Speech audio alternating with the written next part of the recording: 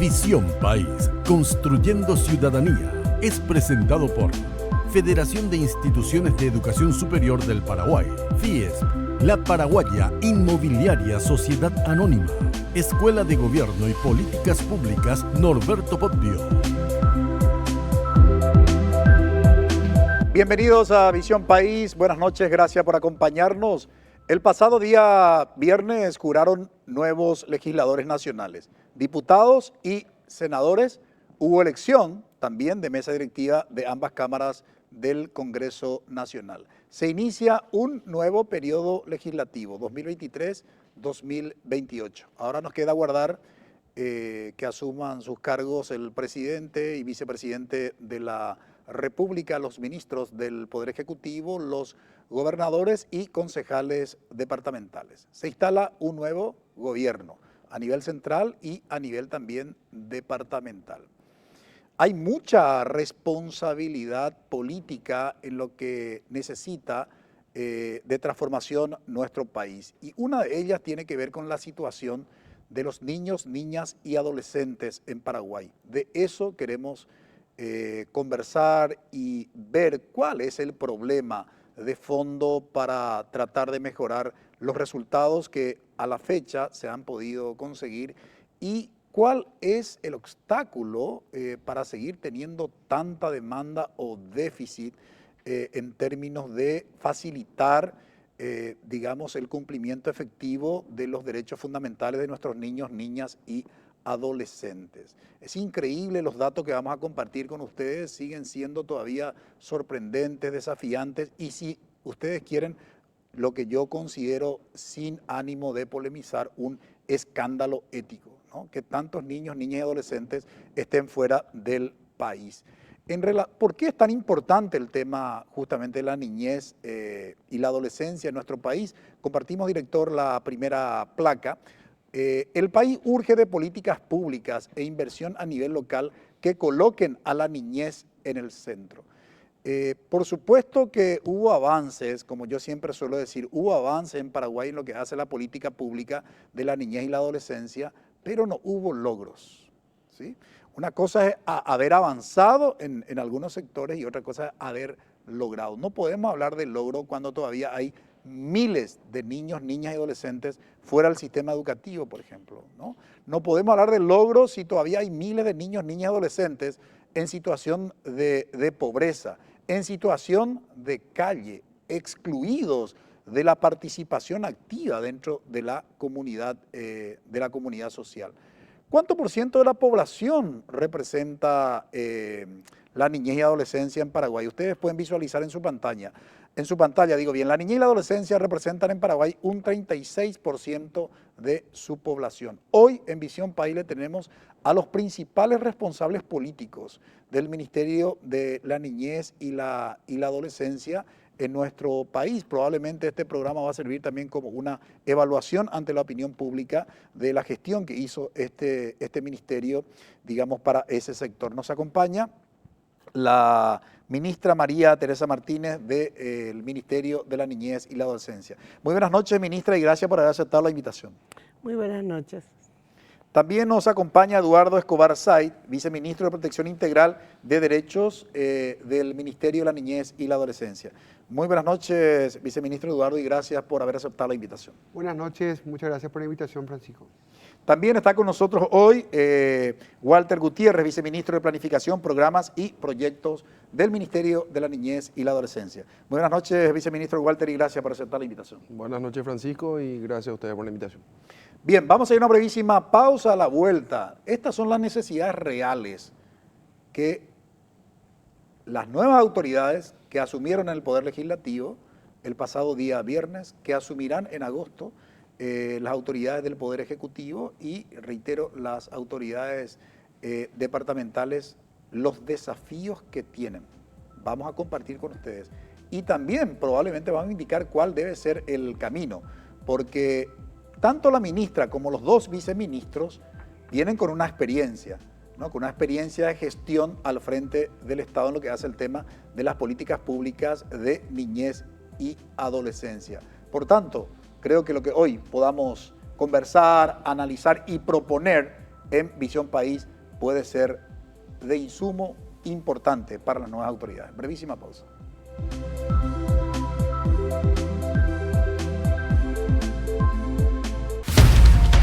En NPI te presentamos el resumen del día en La Jornada. Lograron la captura de un menor de 17 años quien habría macheteado en la cabeza al propietario de una ferretería para robarle. Dante Melgarejo y Gabriela Sosa te conectan con entrevistas y opiniones, con análisis en profundidad. Un hombre fue condenado a 15 años de cárcel por abuso sexual en niños. Tenemos que irnos hasta la ciudad del presidente Franco, donde se hizo la denuncia y todo el proceso judicial. La Jornada, lunes a viernes, 19 horas. NPI nos conecta siempre.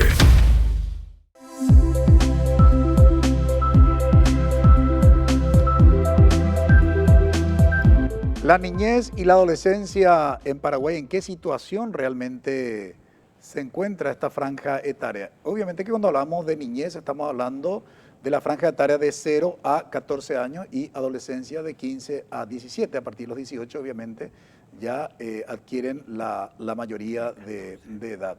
Esto creo que no es un dato menor y es bastante valorada por la audiencia de Visión País cuando compartimos digamos, estas definiciones a veces de los términos que creemos que todos manejan, pero que siempre es importante compartir como para poder entender el contexto y la perspectiva en el que vamos a plantear el tema. Ministra, ¿por qué es tan importante la inversión en la niñez y la adolescencia? Bueno, si nosotros queremos mejorar realmente el país, en la historia se ha podido corroborar que cuando el capital humano está fortalecido, está formado, es lo único que puede levantar un país. Y lo dijiste muy bien, en los niños se invierte, no se gasta. Es la única inversión que retorna en un 75% al Estado, pero en 25 años. Yo creo que eso es lo que hace que sea tan poca la inversión, porque los economistas no ven un resultado inmediato y lo miran de una manera cortoplacista, ¿verdad? A los niños se los tiene que atender con todo lo que el Estado tiene desde la concepción. Esos primeros 1000 días de su vida es donde se marca definitivamente lo que ese niño va a poder hacer o no en su vida, porque su desarrollo cerebral se da en esa etapa de su vida, su motricidad, su capacidad, o sea, cuando te dice un informático que los cables se les conecte todo en tiempo oportuno y con la capacidad para que pueda llegar a la educación inicial con todas sus habilidades. Si eso no se hace, eso ya no se puede lograr después en esa etapa de su vida y es la que requiere mayor inversión. Pero tenemos una cantidad de niños que ya pasaron esa etapa de su vida, que ya están en situación de calle, que ya están malnutridos por todas las inequidades que existen, por todo lo que hace a la pobreza, ¿verdad? Y la pobreza afecta más fuertemente a los niños que a cualquiera. Entonces se requiere distintos programas para ir afectando a estos niños en las distintas etapas de sus vidas. Después está la inversión que se tiene que hacer en los niños que ya cayeron en las adicciones. Muchos de ellos ya tienen el cerebro quemado, ya van a llegar a vivir determinado tiempo no más y ya van a ser una carga social para toda la vida, para el Estado, mientras vivan, porque ya no van a poder desarrollar ni siquiera habilidades para poder tener un autosustento. Entonces, hay un diagnóstico muy terrible de cómo está la infancia. Estamos llegando con 30 años de atraso, es lo que decimos nosotros, porque entramos y vemos todo lo que hay y bueno, hay que empezar a aterrizar todo lo que está en los papeles, las políticas públicas, a las distintas franjas etarias de la niñez.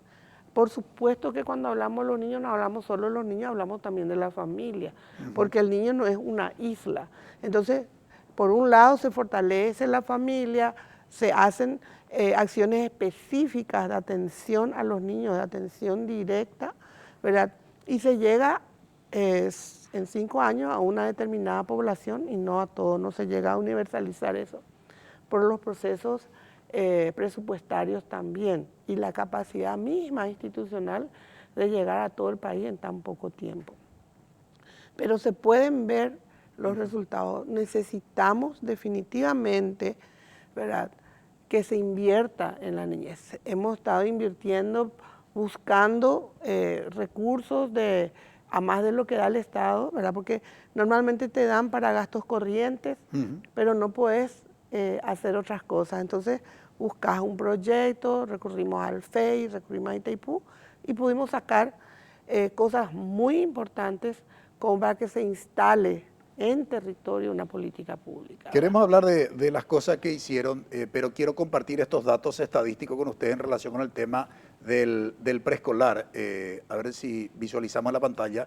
36.972 niñas y niños de 5 años no asisten al preescolar. Precisamente nos hablaba la ministra de la Niñez y la Adolescencia de los primeros 1000 días, que según conclusiones de las neurociencias es muy importante porque se dan las conexiones neuronales, que termina siendo el cimiento de lo que hace a lo que sería el crecimiento y en el ámbito educativo, el cimiento para, digamos, afrontar todo el desafío escolar posteriormente que se va a venir.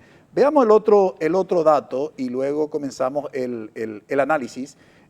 Ustedes pueden visualizar en su pantalla, de acuerdo al Instituto Nacional de Estadística, se ha registrado un aumento de la pobreza infantil que pasó del 32.5% al 36.3% del total de niños, niñas y adolescentes. La situación de pandemia, por supuesto, golpeó muy fuertemente, digo bien, y sobre todo en el sector, digamos, de la niñez y la adolescencia. Viceministro Eduardo, a esto quisiera agregar los últimos datos estadísticos también del INE, del Instituto Nacional de Estadística, que habla que el 40% de la población escolar, ¿verdad?, sobre todo de la población escolar del sector público, provienen de familias pobres. Vale decir, son niños en situación de pobreza.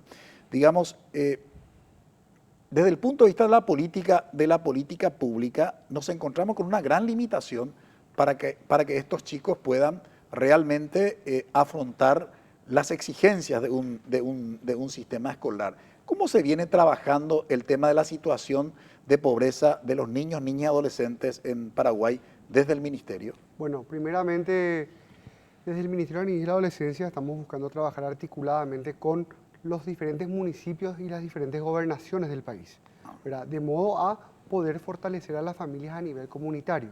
Así también buscamos transversalizar las acciones con los otros entes del Estado, con el Ministerio de Educación, Ministerio de Salud, Ministerio de Desarrollo Social, el INDI, ¿verdad? O sea, hay muchas acciones transversales. A la par de todo eso, nosotros buscamos, se estableció, ¿verdad?, a través del Ministerio de la Niñez y la Adolescencia con Educación y Salud, el programa, la Estrategia Nacional de Primera Infancia CUNU, ¿verdad?, que busca justamente la protección de esta población de 0 a 3 años en esta primera etapa. Tenemos el programa Abrazo, que justamente protege a los niños, ¿verdad?, un poco más grandecitos. Y luego, como nos dimos cuenta, ¿verdad?, que en este marco de esta operatividad, los adolescentes también necesitan un espacio específico, porque no podemos mezclar a la población porque tienen gustos e intereses diferentes. Entonces tenemos los espacios seguros adolescentes. Entonces uno va trabajando con la familia para fortalecer. Y es muy importante también resaltar, Francisco, la gestión aquí, ¿verdad?, del equipo de la doctora Teresa Martínez en estos 5 años. Encontramos una institución, ¿verdad?, que le faltaba un mayor impulso político y gracias a una gran labor, hoy en día se deja una institución ordenada, tenemos una institución con múltiples programas, pero aún se necesita más. Un dato más, se generó el objeto de gastos 834, que es justamente las transferencias de recursos a los municipios. ¿Por qué? ¿Qué ocurría? Que uno se iba con el discurso a los municipios de tener que, acá el Código de la Niñez y la Adolescencia dice esto, ¿verdad?, tenés que cumplir, la Ley Orgánica Municipal dice aquello, tenés que cumplir. Y el intendente te decía, no tengo recursos. No te digo acá en las ciudades más populosas, pero sí en las ciudades en el interior del país. ¿Qué hicimos con el trabajo del gran equipo aquí del Ministerio de la Niñez? Se generó ese objeto de gasto por primera vez para el presupuesto 2023, en el cual nos permite transferir recursos a los municipios bajo ciertas corresponsabilidades. Pero eso nosotros no lo podemos gritar como un gran logro. ¿Por qué? porque ese objeto de gasto ya estaba establecido y de hecho que el Ministerio de Salud lo está ejecutando hace décadas con los consejos locales de salud. En el Ministerio de Agricultura y Ganadería hace décadas con los comités agrícolas. En educación hace años con las cooperadoras escolares. Esto tendría que haberse hecho hace 20 años, ¿verdad? Entonces, Con niñez. es como con niñez, ¿verdad? Entonces, es como que, para hacerlo en términos futbolísticos, ¿verdad? Para que la ciudadanía nos comprenda, es como si fuera que hicimos un campeonato fantástico, ¿verdad? Pero igual seguimos en zona de descenso porque nuestras campañas anteriores no fueron buenas. Ahora, viceministro Walter Gutiérrez, está al frente del Viceministerio de Planificación, Programas y Proyectos. Si tuviéramos que hablar hoy de los, digamos, de los programas y proyectos más importantes que se implementaron y, digamos, con resultados comparados, por supuesto que en políticas públicas, aunque dice un dicho vulgo, las comparaciones son odiosas, pero en política pública necesariamente tiene que comparar, ¿verdad? Como para decir, bueno, estos son los resultados que hemos tenido con este modelo de gestión. Si se tuviera que mencionar de los programas y proyectos implementados y de los resultados que se lograron, ¿cuáles podrían ser mencionados? Bueno, estoy de acuerdo con que en el marco de las políticas públicas todo es comparable y los resultados son auspiciosos, porque procedimos al fortalecimiento de los programas existentes, al mejoramiento de los servicios, a la ampliación de los servicios, tanto de a nivel departamental, a nivel municipal, e involucramos, creo que uno de los grandes logros fue el fuerte involucramiento que se le dio a ese brazo ejecutor del Sistema Nacional de Protección de las Políticas Públicas de la Infancia, que son las municipalidades. Hablaba la ministra de algo tan importante como es la inversión. La inversión es fundamental para poder avanzar en cuanto a las políticas públicas de niñez y le agregaría también un poco el compromiso político, ¿verdad? Que se tiene y que se logró. Inversión y compromiso político van de la mano. Tuvimos experiencias fabulosas con municipios, incluso con muy bajo presupuesto del tercer nivel y orden, que priorizaron la infancia, que priorizaron la niñez y la adolescencia, y establecieron programas nuestros en sus territorios y en sus municipios. Si hablamos de números, te hablo de que hoy en día el Ministerio de la Niñez y la Adolescencia tiene por lo menos un 30-40% más de espacios de protección, espacios de cuidado en diferentes programas, tanto dentro del programa Abrazo, que es el programa que busca la erradicación progresiva del trabajo infantil en calle, otras por reforma de trabajo y atención a familias en situación de especial vulnerabilidad, el fortalecimiento del programa PAINAC, que es el programa que atiende a niños, niñas y adolescentes que están en situación de calle, viviendo en situación de calle, en situación de consumo, sin vínculo familiar. Se mejoraron las condiciones de habitabilidad de los chicos que viven en estos centros, también en el marco del programa Abrazo. Y la creación de entre estrategias y programas. El Primera Infancia, que fue uno de los ejes prioritarios de este gobierno, ya mencionaba con la viceministra, la creación del programa, de la estrategia QNU y el programa de Primera Infancia, que posibilitó la instalación de espacios de desarrollo infantil en 12 departamentos del país, que atienden a la franja etaria de niños de 4 meses a 3 años y 11 meses, algo innovador también.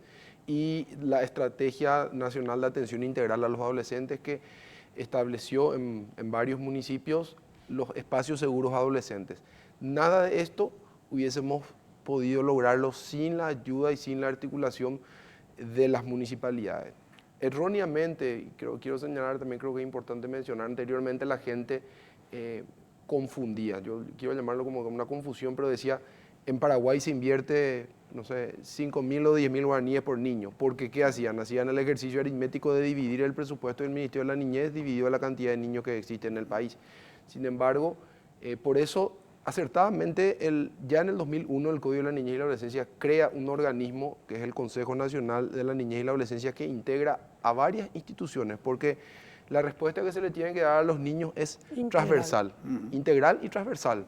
Cuando hablamos de la protección de un niño, tenemos que ver la perspectiva de salud, de educación, involucrar al Ministerio de la Defensa Pública cuando es su protección, del área del Ministerio de Trabajo para las familias, Ministerio de Justicia para adolescentes que están en conflicto con la ley penal y otras instituciones más que integran ese Consejo Nacional.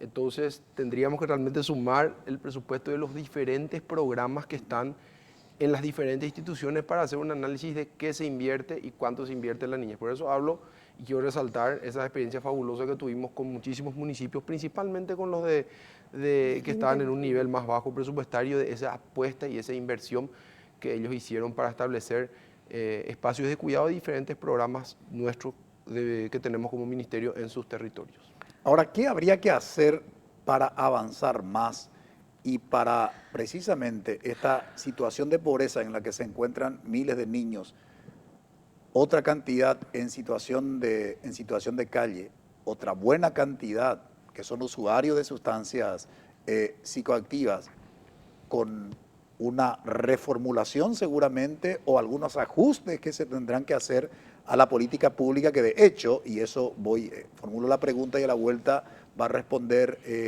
la ministra, digamos, ¿qué tipo de ajustes habría que hacer hoy a la política pública y sobre todo la sugerencia que se haría a las nuevas autoridades como para avanzar con pasos más agigantados en términos de resultados? Brevísima pausa.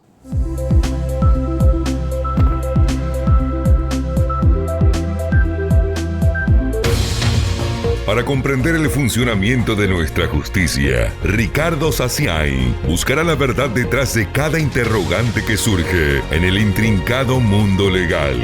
La corrupción en este país impera. Impera, la realidad, lo sabemos, no podemos evitar. Nosotros no nos paró un policía en la ruta y te dice tanto y seguido, ¿verdad? Sabemos, pero cuando eso además se hace en el ámbito penal, tiene consecuencias desastrosas para ciudadanos y para familias. Para la gente que es sometida a cosas arbitrarias, denuncian el mal desempeño de funciones de estos fiscales, jueces o lo que sea. Legalmente hablando, domingo 21 horas, NPI nos conecta siempre.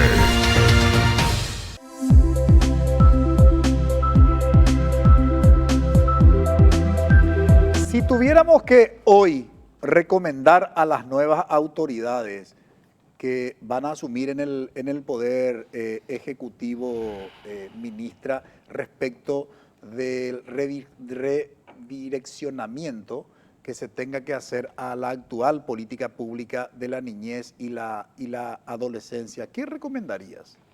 Bueno, si hiciéramos un análisis de lo que nosotros tenemos como logros, por más que no sean, como dice él, como gritar un gol de ganador, ¿verdad? Vemos que hay cosas que funcionan. Uh-huh. Yo no empezaría de cero, ¿verdad? Porque ese es el gran problema, que aquí las políticas públicas son de gobierno y no de Estado.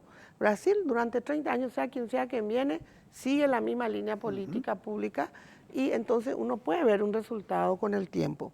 Hay cosas que están, la pista de aterrizaje para bajar las políticas públicas dentro de ese sistema que la ley diseñó no caprichosamente, en la que vincula el ministerio, la gobernación y los municipios, dejando al municipio como el órgano de ejecución directa de la política pública para la infancia, porque ahí es donde viven los niños, ¿verdad? Funciona. Si se articula, si se buscan los recursos, porque lo hemos probado. Cuando me pidieron venir a este cargo, me dijeron, tenés que hacer desaparecer la CODENI, pues no funciona, todo el mundo se queja de la CODENI y no funciona. ¿Por qué tanta crítica que apunta a esa figura? Y porque hay muchas funciones que se le dejó a la CODENI, ¿verdad? Pero todas son sociales, no jurisdiccionales. Y los jueces, los fiscales, todos le dan funciones jurisdiccionales, que cumpla un oficio, que se vaya a hacer una verificación, ellos tienen que saber cuántos niños están en su comunidad, qué edades tienen, qué les falta, cómo están sus padres, si hay niños violentados, o sea, como para poder dar una respuesta desde lo social. Y no es una persona la CODENI, como muchos municipios para cumplir con la ley le designan a una directora que a lo mejor no tienen información y que no va a ser el mago, nadie es Superman ni Mujer Maravilla para hacer todo si no tiene los recursos. Empezamos a bajar con ellos una guía, ¿verdad?, de trabajo, de instrucción, para conformar su consejo municipal, ¿verdad?, que tiene que ser el que le sostiene a la CODENI y se conformaron eso, hicieron sus planes municipales que tienen que estar vinculados al plan nacional y empezamos a trabajar. Los municipios que se abrieron, que pusieron el compromiso, lograron instalar los programas con nosotros, ¿verdad? Que es la idea, y mejoraron. En estos municipios y en estas localidades no tenemos niñez en calle. En estas localidades se trabajó con las madres dentro de los distintos programas que tenemos, Abrazo, CUNU, todo esto, para mejorar sus posibilidades, porque nadie crece con un subsidio. El subsidio no te permite avanzar, te ayuda un poco, pero tiene que ser por un tiempo que vos puedas salir de eso, para salir de la pobreza, ¿verdad? Entonces se capacita a las madres, se les da oportunidades de trabajo, se llegó incluso a bancarizarlas y son sujetos de préstamo del Banco Fomento para empezar un emprendimiento, ¿verdad? Porque se les capacitó administrativamente el manejo del dinero, todo eso, pero eso lleva un proceso.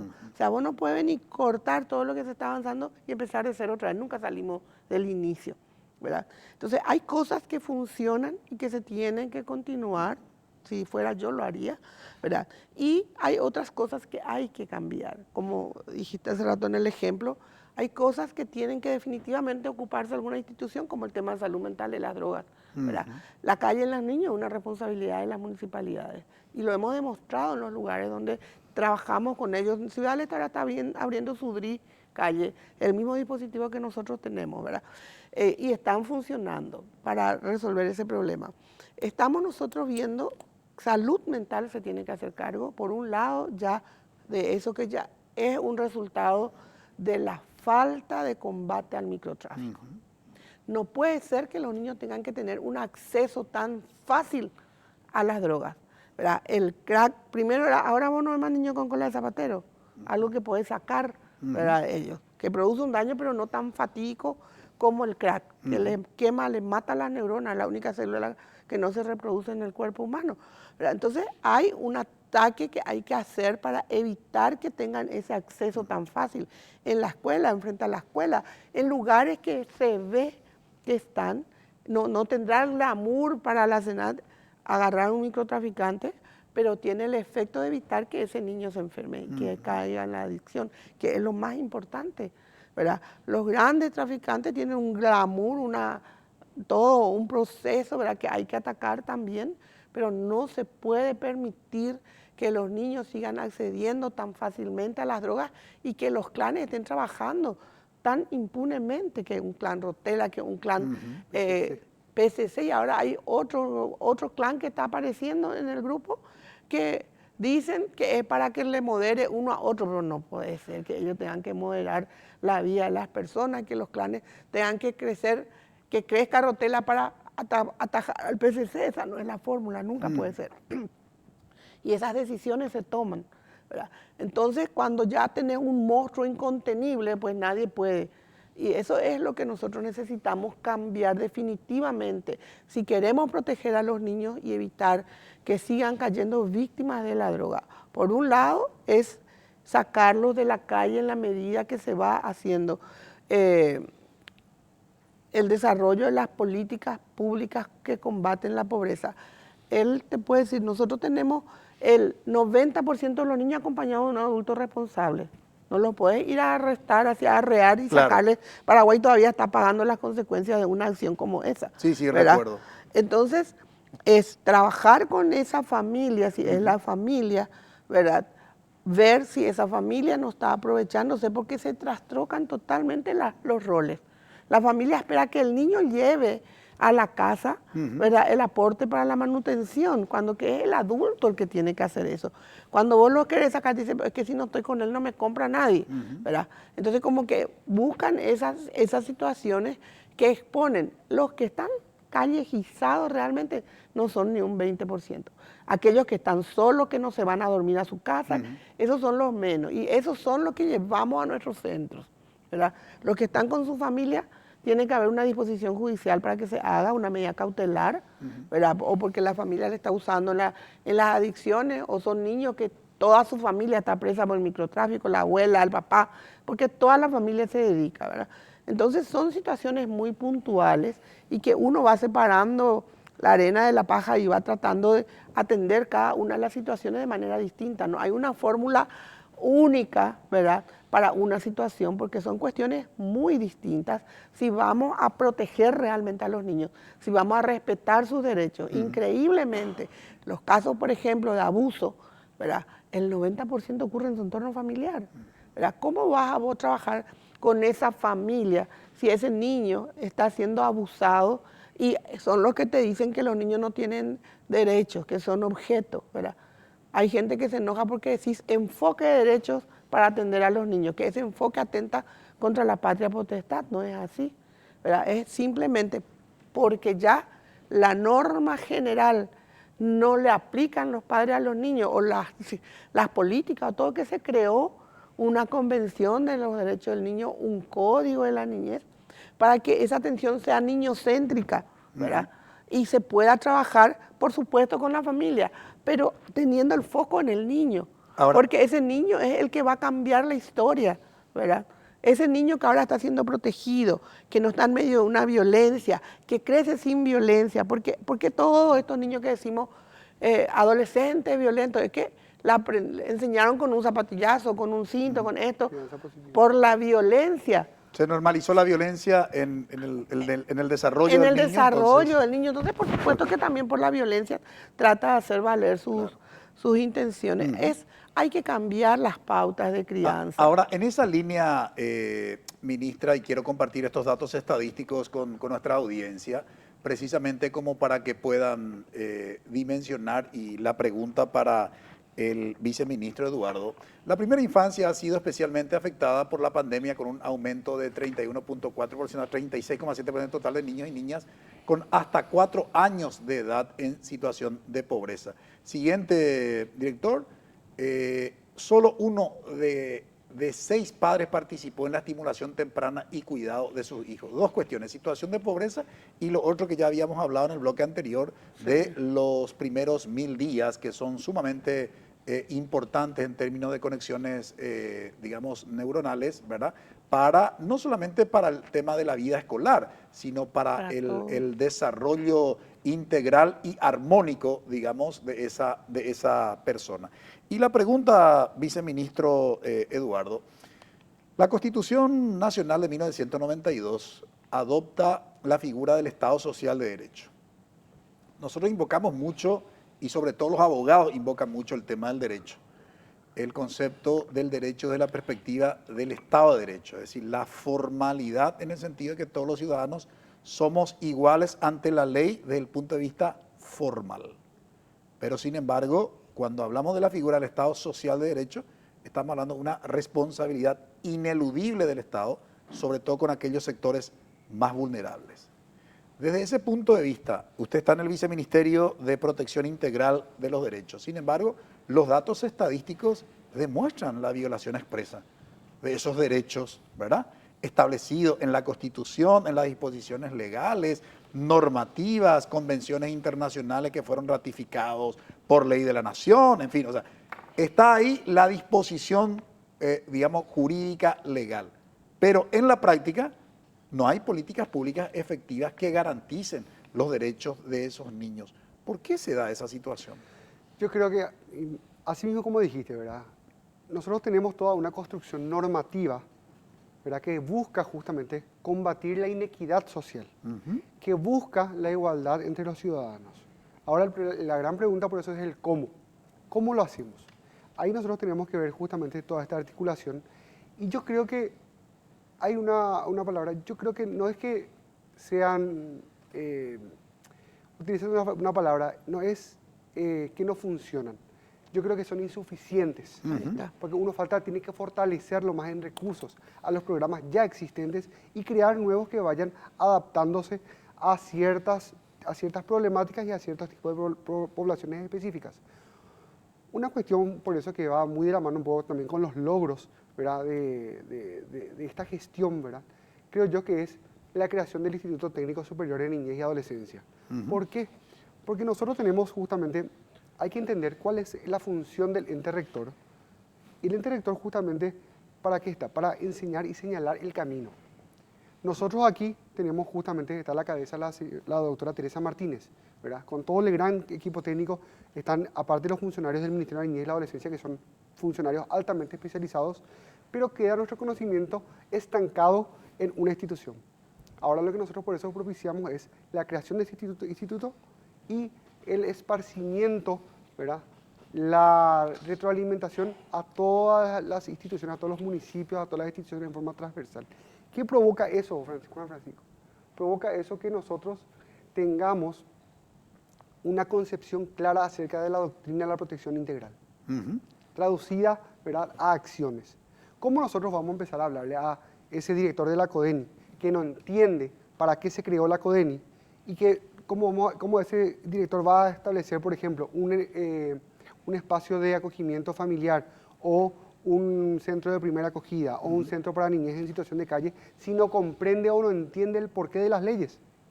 Entonces, es tan sencillo como expandir este conocimiento, señalarle el camino y también a los otros órganos jurisdiccionales, porque nosotros tenemos ahora como una visión muy sesgada.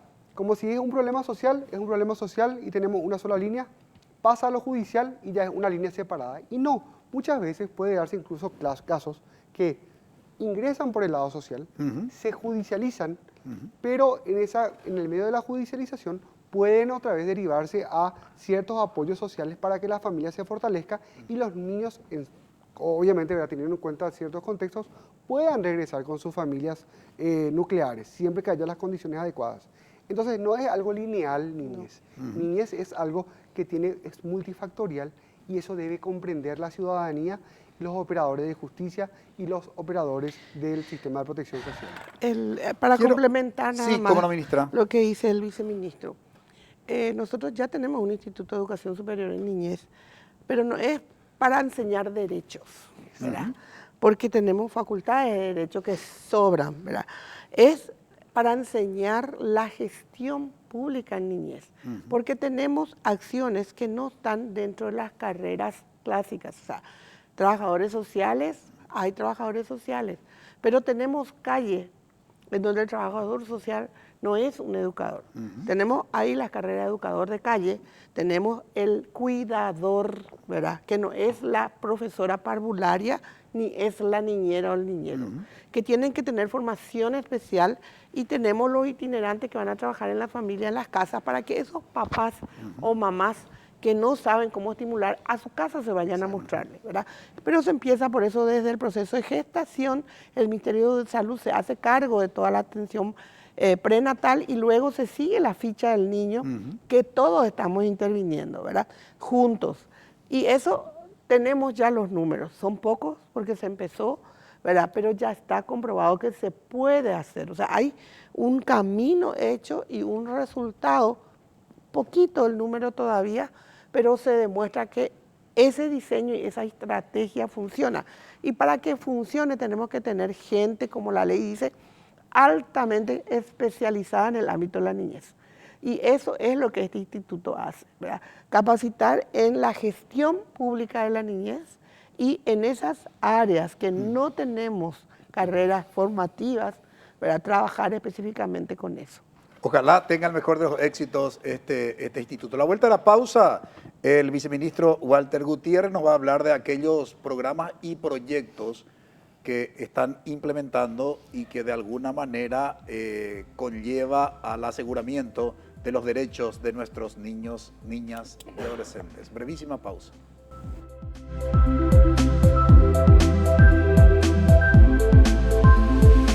Código Peligro. Grupo tipo comando asaltó un local comercial. Y necesito sinceramente que me entreguen el cuerpo de mi hija y que se haga justicia. La policía maneja la información de que se trataría de un grupo que opera de esta forma. Francisco Ortiz te conecta con los sucesos policiales más relevantes del día. Nunca se me va a borrar cómo encontré el cuerpo de mi esposo, ¿verdad? Vilmente le asesinaron por robar celulares, por entrar a robar celulares le asesinaron de 3 balazos a Oscar. Y tengo que exigir que Oscar tenga justicia. Código Peligro. Lunes 21 horas. NPI nos conecta siempre.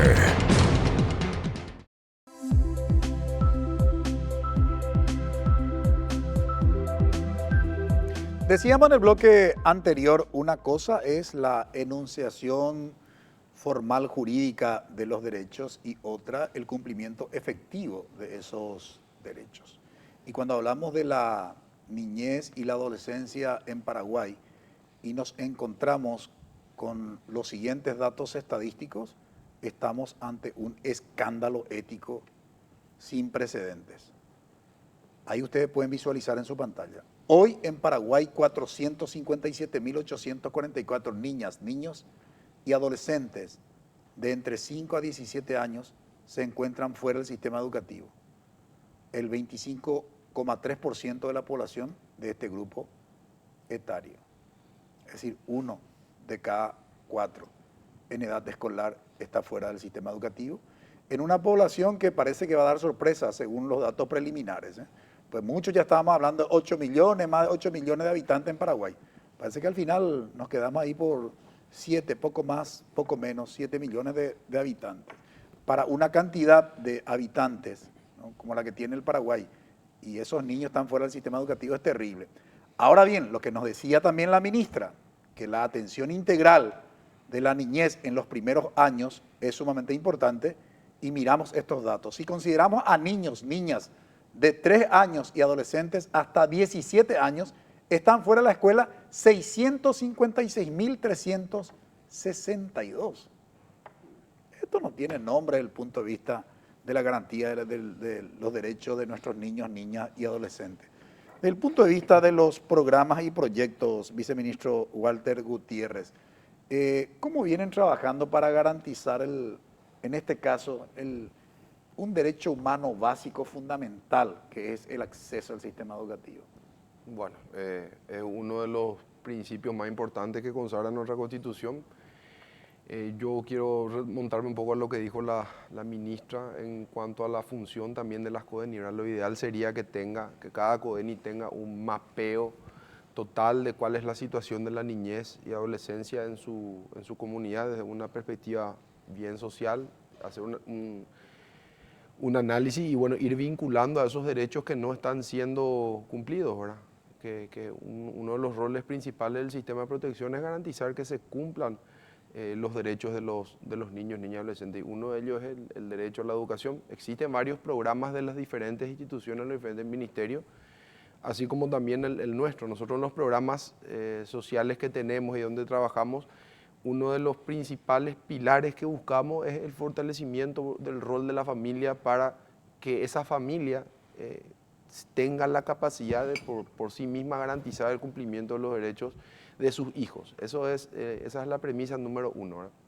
Entonces, en todos los programas, principalmente en los programas de atención de primera infancia y el programa Abrazo, trabajamos directamente con la familia. Decía la doctora Teresa que el niño no es una isla, hay que trabajar con la familia, porque el niño no está solamente ese tiempo en los espacios de cuidado, sino que está a lo mejor la mayor parte del tiempo con su familia, y la garantía de sus derechos tiene que ser una cuestión permanente, no durante el tiempo en el cual está solamente al cuidado de algún programa estatal.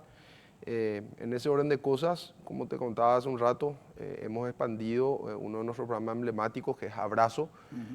Actualmente estamos en Asunción y 11 departamentos del país, de tener 40 espacios o unidades de atención, le llamamos nosotros. Hoy tenemos casi 60. Infraestructuras renovadas, infraestructuras nuevas, nuevos municipios. Se empezó creo que con 28 municipios, hoy estamos en 44 municipios. Como te decía, más departamentos. Arrancamos con unas 3.000 familias, hoy estamos cerca de 4.500 familias que están dentro de este programa, más de 12.000 niños, 8.000 adultos en total. Ese programa atiende y apoya, bueno, no queremos utilizar la palabra beneficia, ahora poner un beneficio, un apoyo a más de 20.000 personas entre niños, niñas, adolescentes y adultos, buscando darles esa herramienta principalmente a la familia. Si bien todos nuestros programas son niñocéntricos, identificamos también nosotros que para que el niño pueda realmente garantizarse en un espacio seguro, en un espacio protegido, hay que darle esas herramientas a la familia, ¿verdad? Mencionaba también la ministra que dentro de estos programas tenemos asistencia financiera condicionada, que justamente eso nosotros trabajamos con la familia, que los chicos estén escolarizados, de que tengan la libreta de vacunación al día, que estén con la partida de nacimiento, cédula de identidad, o sea, todo lo que respecta también al derecho a la identidad del niño. Y tenemos espacios de cuidado donde estos niños asisten para evitar que sea un espacio alternativo también a las situaciones de trabajo infantil. Yo te quiero dar algunos números más, ¿verdad? Siempre, como hablamos con la ministra, con el viceministro, con todo el equipo, parece que al Ministerio de la Niñez se le mide por los niños que están en calle, ¿verdad? Esa es, parece que la principal vara con la que se le mide al Ministerio de la Niñez, siendo que esa es una responsabilidad directa de los municipios. No lo digo yo, no lo dice la ministra, no lo dice Eduardo, eso está en la ley, ¿verdad? En el Código de la Niñez y la Adolescencia y también en la propia Ley Orgánica Municipal. Entonces estamos haciendo ese trabajo fino para que los municipios puedan ir asumiendo también su rol, y con experiencias muy positivas en algunos municipios y departamentos que donde se cumplió ese rol, se asumió por parte de la municipalidad, se erradicó o se redujo considerablemente. En Asunción tenemos, no obstante, en atención a que somos un ministerio, como explicaba Eduardo, un ente rector. Nuestro ministerio es un ente rector, pero que sin perjuicio a su rectoría presta muchos servicios de atención directa.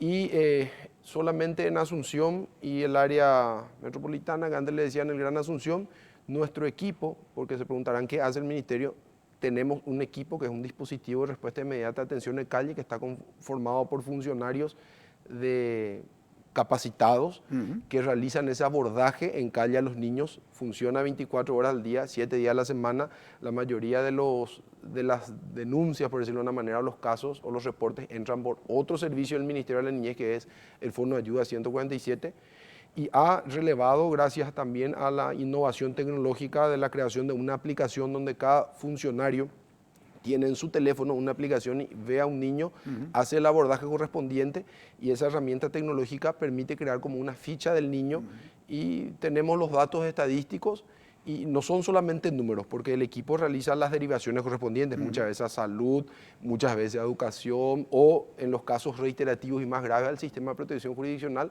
Defensoría Pública, los casos más graves aún al Ministerio Público. Y hemos advertido que en el año, para darte dos cifras, en el año anterior, en esta área de influencia que te estoy mencionando, fueron abordados 1.450 niños, por lo menos una vez, por estos educadores. Por lo menos una vez. De esos 1.450, aproximadamente 750 niños fueron abordados más de una vez, y por lo general 2 a 3 veces por semana. Eso fue en el corte del año anterior. En este último corte, que sería de junio del 2022 a junio del 2023, esa cifra de 1.450 aproximadamente se redujo a 750, que fueron abordados cuanto menos una vez. Y los casos persistentes, que le decimos nosotros sistemáticos o crónicos, son 550, que fueron abordados más de una vez. Ahora, viceministro, según los datos estadísticos, ¿cuántos niños están hoy en situación de calle a nivel país? Bueno, hay que entender situación de calle como una definición muy específica, ¿verdad? Nosotros asociamos a que le vemos a un niño que está en la calle y decimos que está en situación de calle. Hay que diferenciar lo que es niño que está en situación de trabajo infantil, que es el niño que está realizando alguna actividad económica, o por lo menos está acompañando a sus padres o a un adulto referente en la realización de alguna actividad económica. Ahí quiero darte otra cifra antes de responder tu pregunta.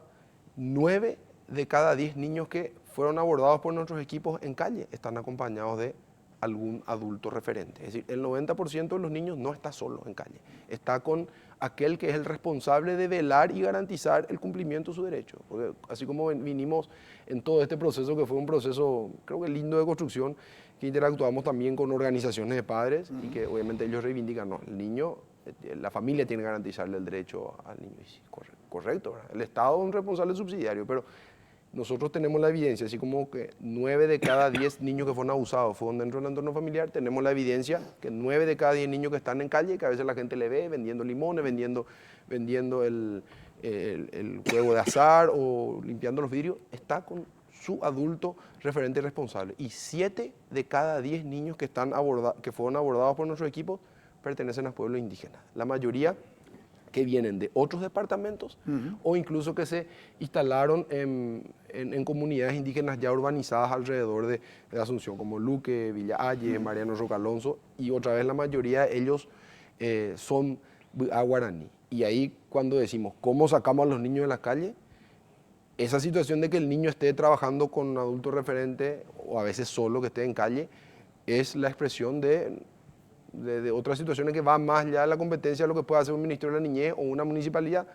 Ellos mayoritariamente están ahí por situaciones de necesidades, muchas veces económicas, ¿verdad? Entonces eso les obliga a estar ahí, y ahí corresponde mirar un poco desde una perspectiva mucho más macro, cómo ir fortaleciendo no solamente el Ministerio de la Niñez, sino que desde los diferentes ministerios, los programas y las políticas sociales que se tienen, sectoriales que se tienen para dar respuesta a la situación de pobreza, que es el principal factor por el cual los padres y muchos de los niños están hoy en calle. Y cuando hablamos de situación indígena, es una situación más especial aún, ¿verdad?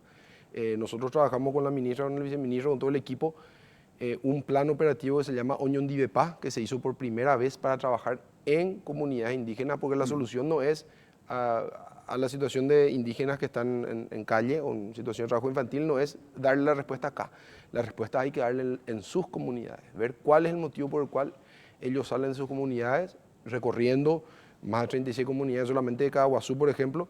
Nos dimos cuenta de que muchas de ellas tenían aún limitaciones en cuanto a los servicios básicos. Otras comunidades indígenas vienen acá por situaciones de tierra. O sea, la variable es amplia. Imagino. Viceministro Eduardo, ¿con quiénes trabaja el Ministerio de la Niñez y la Adolescencia para implementar las políticas? ¿Con qué organismos se vincula? Porque habían hablado, sobre todo mencionaron mucho el tema de las municipalidades, pero ¿y otros organismos? Y bueno, trabajamos con todos los entes del Poder Ejecutivo, ¿verdad? Trabajamos, ¿verdad?, con todos los entes a nivel social.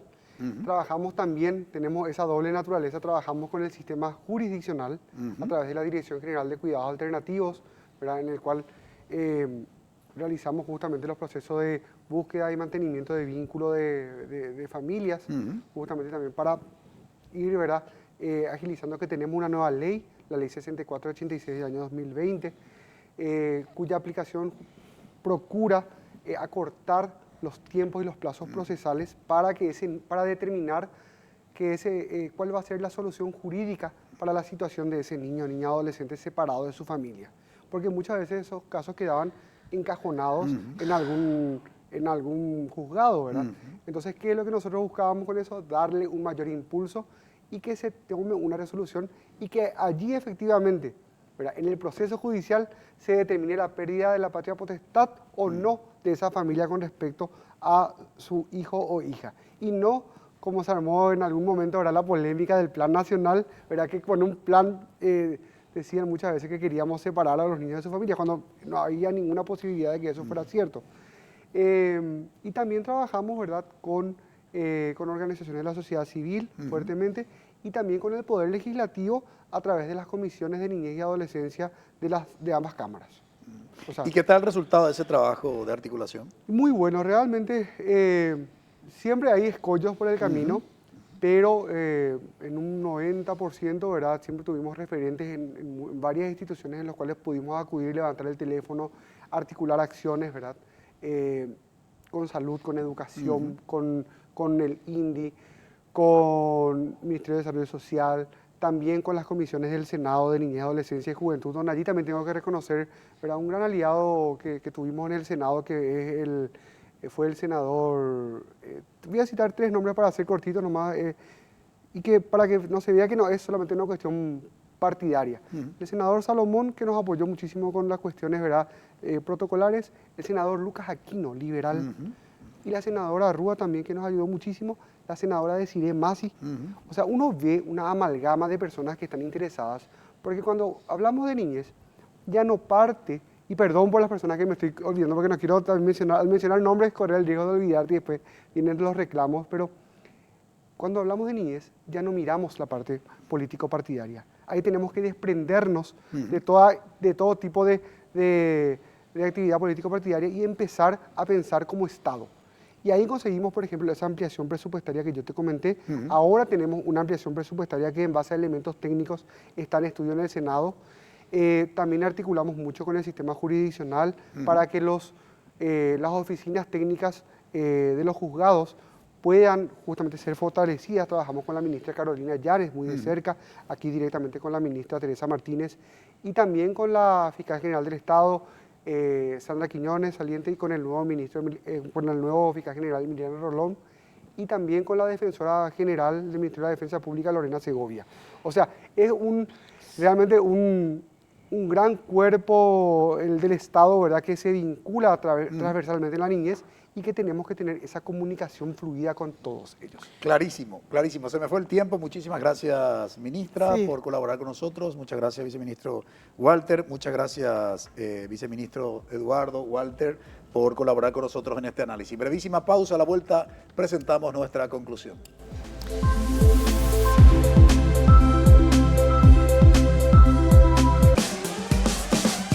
Buenos días, Paraguay. Por quinta vez entraron a robar, con la particularidad de que estamos hablando de una escuela en Luque. Se llevaron así equipos electrónicos y hasta parte de la merienda escolar. Te conectamos con la información más precisa para arrancar la jornada bien informado. Patricia Vargas y Juan Carlos Vareiro te acompañan en Buenos días, Paraguay. La Fiscalía lideró a 2 menores que fueron plenamente reconocidos por sus víctimas tras asaltar a trabajadores de plataformas digitales. Lunes a viernes, después de la misa. NPI nos conecta siempre.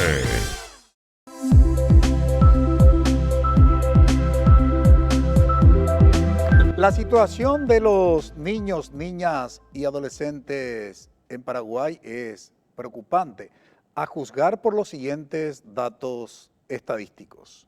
Ustedes pueden visualizar en su pantalla que 198.518 niñas y niños de 3 a 4 años no asisten a un espacio de desarrollo infantil temprano, el 70,3% de este grupo de edad. Imagínense cuando en realidad la estimulación oportuna, o conocida antes como estimulación temprana, es muy significativo en el proceso de crecimiento armónico de los niños y niñas. 235.490 niñas y niños de 3 a 5 años no asisten a un espacio de desarrollo infantil temprano. Imagínense la cantidad de niños cuyo futuro está en serios riesgos. 163.750 niñas y niños de 6 a 11 años están fuera de la escuela, el 19,5% de esta franja de edad. Esto es increíble. ¿Qué explicación se puede dar respecto a un derecho humano básico, fundamental, como es precisamente la educación?